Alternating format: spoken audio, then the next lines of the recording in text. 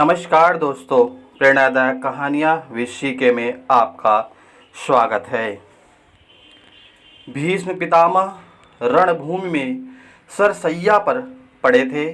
हल्का सा भी हिले तो शरीर में घुसे बाण भारी वेदना के साथ रक्त की पिचकारी सी छोड़ देते। ऐसी दशा में उनसे मिलने सभी आ रहे थे। कृष्ण भी दर्शनार्थ आए। उनको देखकर भीष्म जोर से हंसे और कहा, हे जगन्नाथ, हे प्रभु, आप तो सर्व ज्ञाता हैं, सब जानते हैं। बताइए, मैंने ऐसा क्या पाप किया था जिसका दंड इतना भयावह मिला। कृष्ण जी बोले, पितामह, आपके पास वह शक्ति है जिससे आप अपने पूर्व जन्म देख सकते हैं। आप स्वयं ही देख लेते।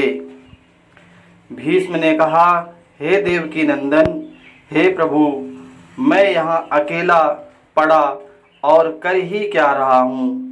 मैंने सब देख लिया है।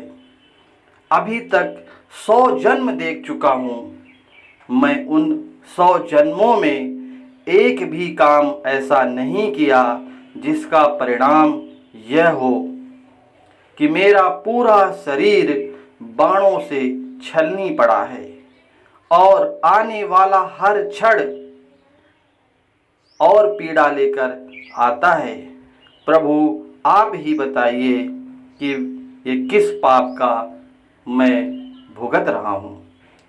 कृष्ण जी बोले, पितामह, आप एक जन्म और पीछे जाएं, आपको उत्तर मिल जाएगा। श्री कृष्ण की बात सुनकर भीष्म ने फिर से ध्यान लगाया और देखा कि 101 जन्म पूर्व वह एक नगर के राजा थे। एक मार्ग से अपने सैनिकों की एक टुकड़ी के साथ वह कहीं जा रहे थे। एक सैनिक दौड़ता हुआ आया और बोला, राजन, मार्ग में एक सर्प पड़ा है। यदि हमारी टुकड़ी उसके ऊपर से गुजरी तो वह सर्प मर जाएगा।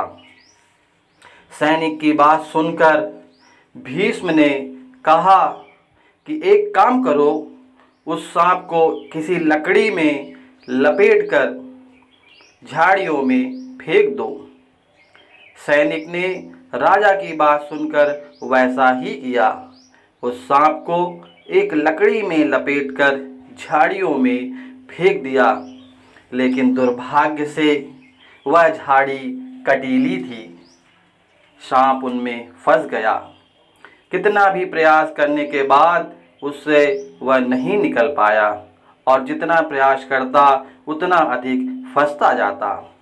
कांटे उसकी देह में गड़ गए थे। खून रिसने लगा। धीरे धीरे वह मृत्यु के मुंह में जाने लगा।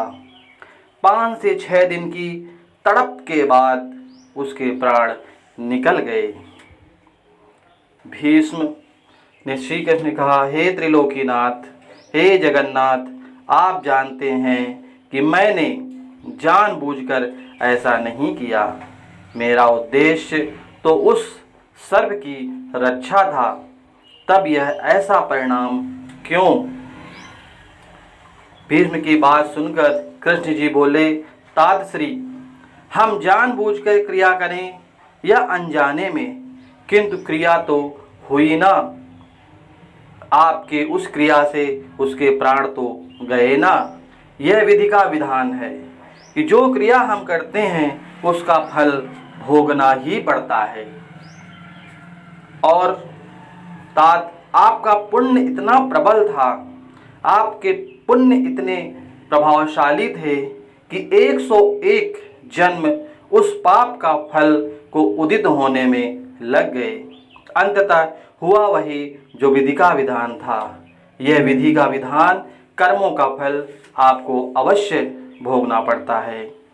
श्री कृष्ण के ऐसे वचनों को सुनकर भीष्म पितामह अपने पाप का प्रायश्चित करने लगे। और जगन्नाथ को नमस्कार किया। तो दोस्तों, ये थी आज की कहानी कर्मों का फल। आपको कैसी लगी हमें कमेंट्स करके ज़रूर बताएं और इस चैनल को सब्सक्राइब कर लें ताकि ऐसी कहानी आपको मिलती रही। तब तक हंसते रहिए, मुस्कुराते रहिए, अपना ध्यान रखिए। नमस्कार।